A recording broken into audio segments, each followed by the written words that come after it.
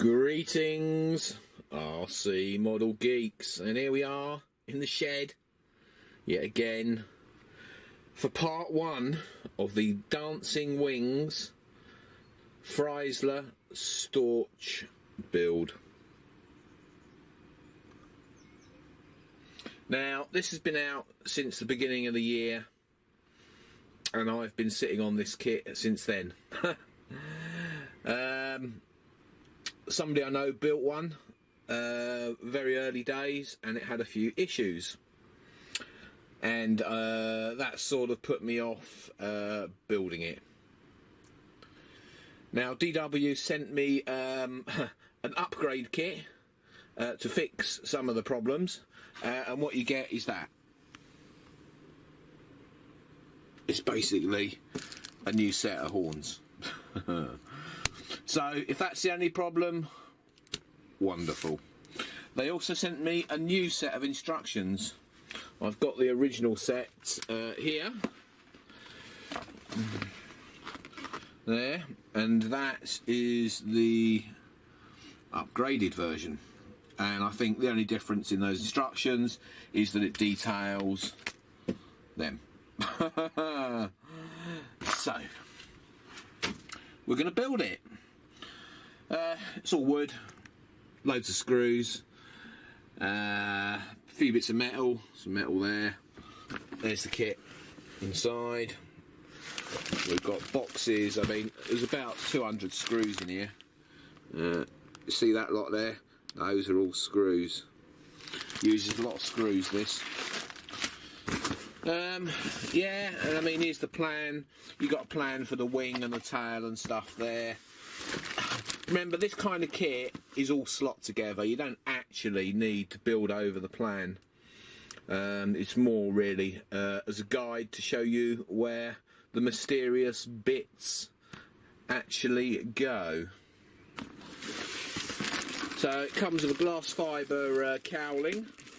Like I said, this has been sitting for like 5 months in the shed, waiting to be built. So I'm going to need 2 hands to get this apart. What I'll do is I'll get some of the stuff out and then come back to you. Okay, here's the cowling. That's a glass fibre cowling. As you can see, there was obviously a little ding in it where the top coats come off, and they've filled that. But you know, it looks alright. It's a nice cowling. There's no cracks in it or anything. Quite heavy that. Cockpit glass. I don't know how well this will show up on the camera, if at all. There we go. But you'll see all the cockpit glass is cut out, and every single hole that you've got to put a screw in to screw the glass frames on is pre-cut. There's a hell of a lot of them, and there's 2 of them. There's another one. You can see every hole is laser cut. I presume it's laser cut. It looks like it is. Hence the millions of screws in there. So probably half the weight of this plane is screws. There's the top part of the canopy, I believe.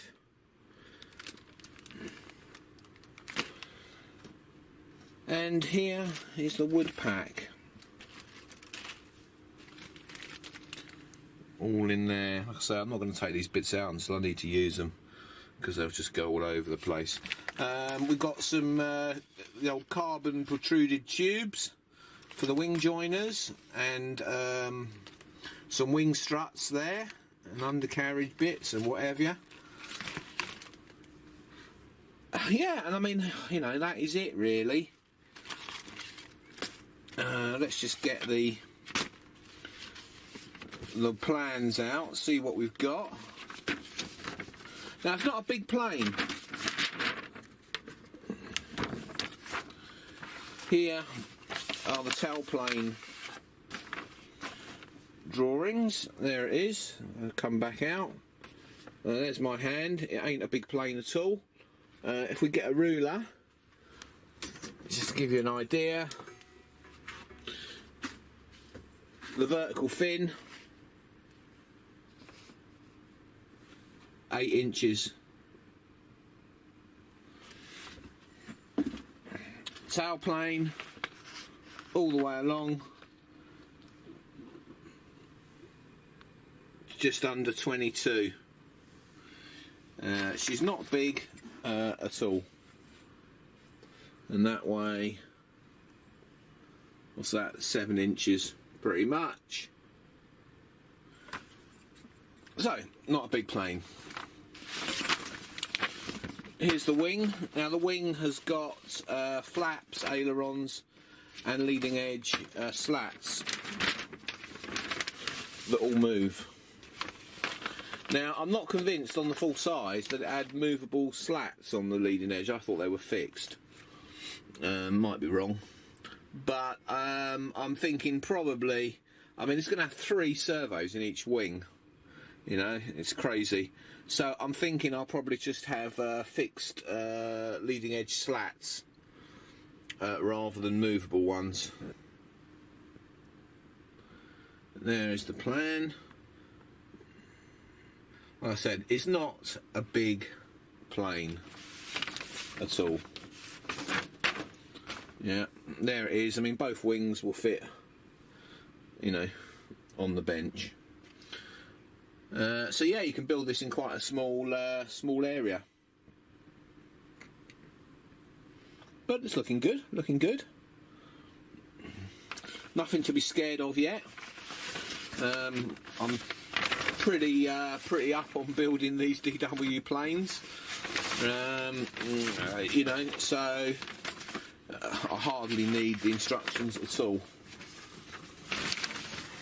So anyway, I'm going to start this thing. Might as well get on with it. DW have been waiting for months for me to build it.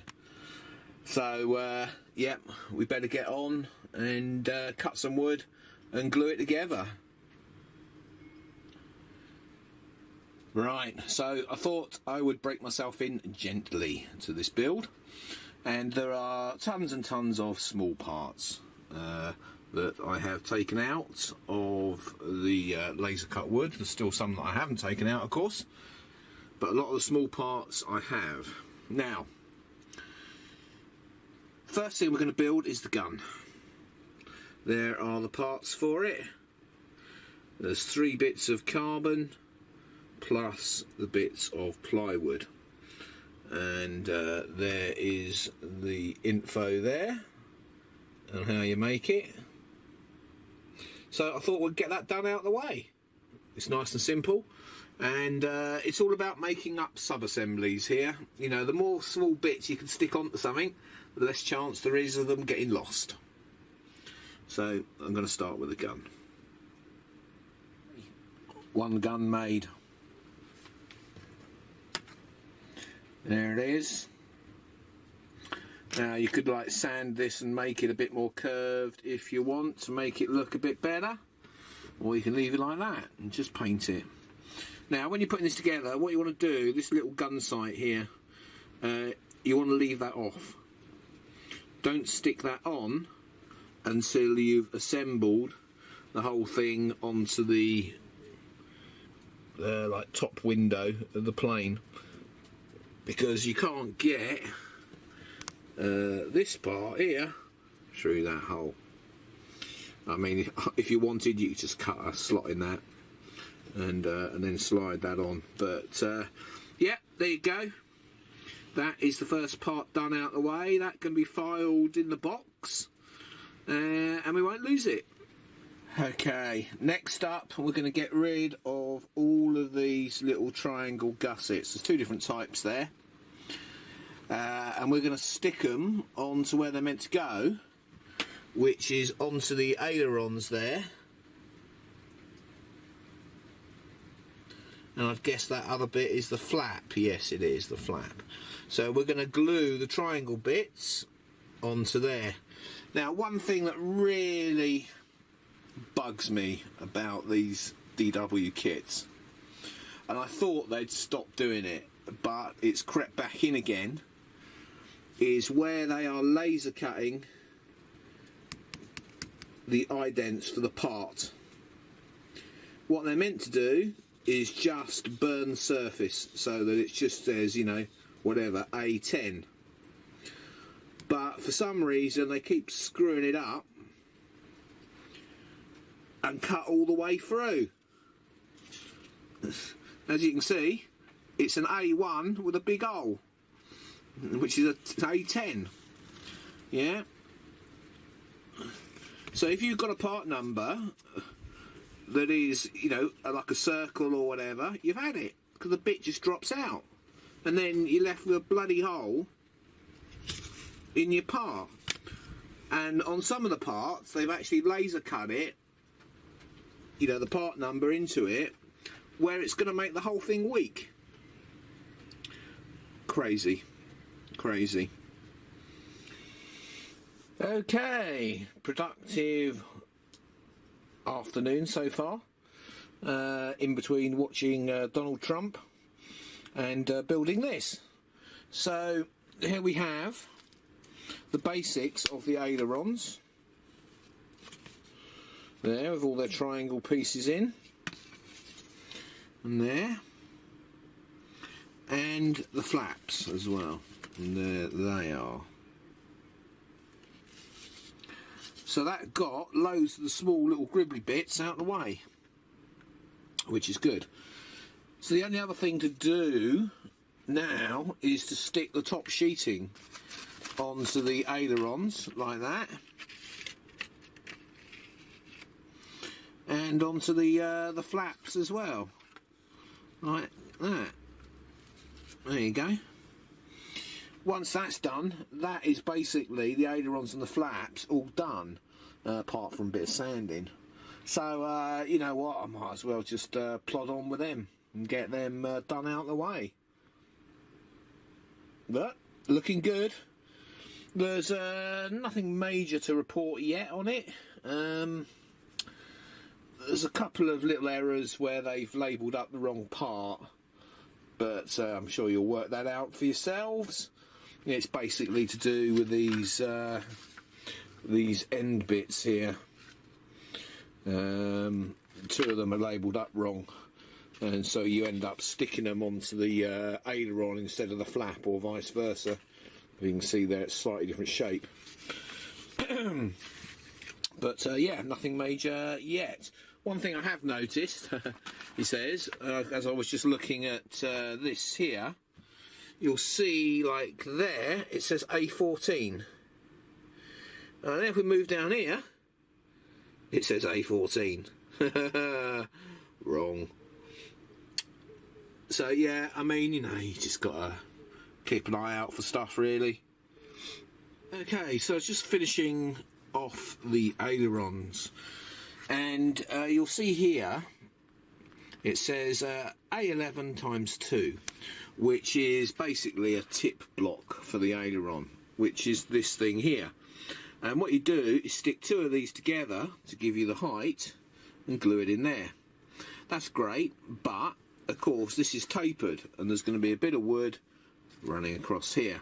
So what you have to do is cut it down into a wedge like that, or like this, that one, and then stick it in there. Okay, so that gives you your taper that sheet of wood is going to stick on top of, like that. Now, here comes the second bit of confusion. If we look at this picture again, you can see this bit of wood here, which is A12, which is this bit, sticks directly on top, and you can see the line there of that leading edge bit of wood, which is this. So one would presume that that should butt up like that. Right, makes sense, doesn't it? But let's flip it over. Yeah, look how much it sticks out. Now bear in mind this kit is basically cut to size. You wonder what they were thinking, really. Were they thinking that you actually taper this leading edge bit so that the whole thing plonks on top and lines up like that? Or were they thinking that you do that and they've just drawn this bit wrong and hence it's come out wrong in the laser cutting? Yeah, interesting one. I know what I'm going for because I don't really want to have to taper that leading edge of that, so I'm just going to glue it together like that and then trim the back off, which is the much simpler thing to do, and it is pretty much how they show it in there without the light on it. So yeah, I'm going to get this one glued together with my little block in there. Okay, so here is one aileron basically finished with the top and bottom sheeting on it. There's the tip. There's the other end. Now, the only thing I've got to do, I've just given it a quick sand over, you know, to get it sort of flat, basically. The only other thing to do is to round the leading edge. As you can see there, it's got to be rounded to that bit that's stuck on the end. So, yeah, I'm going to leave that for now, because I'm going to use the old razor plane to take most of that off and then just sand it finally to shape. So that's that done. The flap is pretty much the same.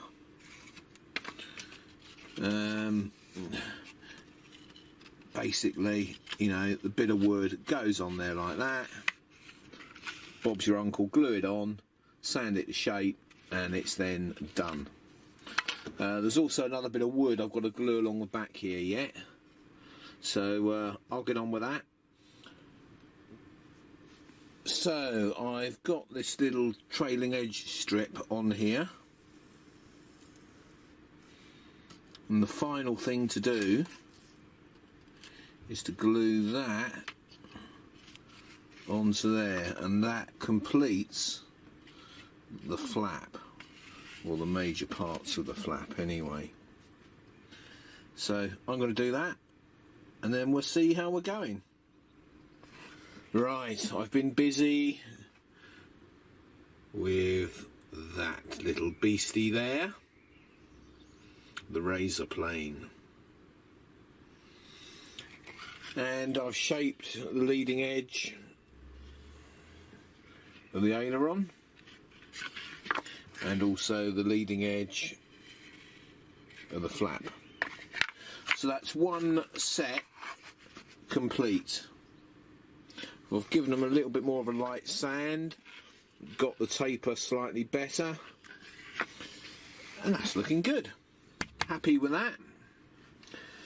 So I'm going to call it a day on this part one.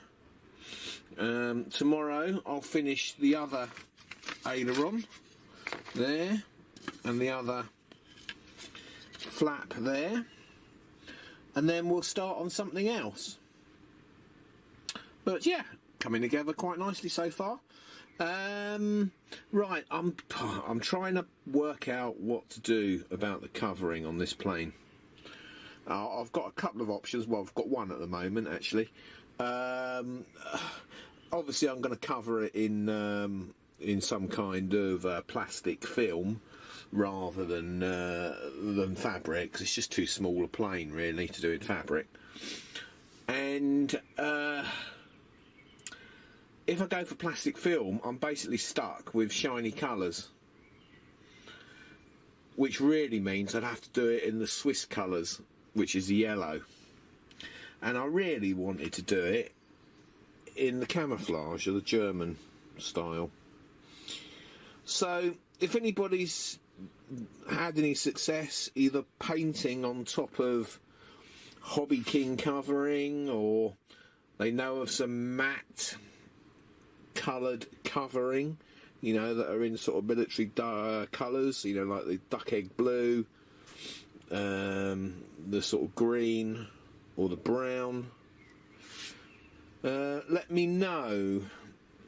Yeah, that's it. See you all tomorrow. Bye. Thank you for watching Captain Rob's RC Model Geeks. If you enjoyed the video, don't forget to click that like button.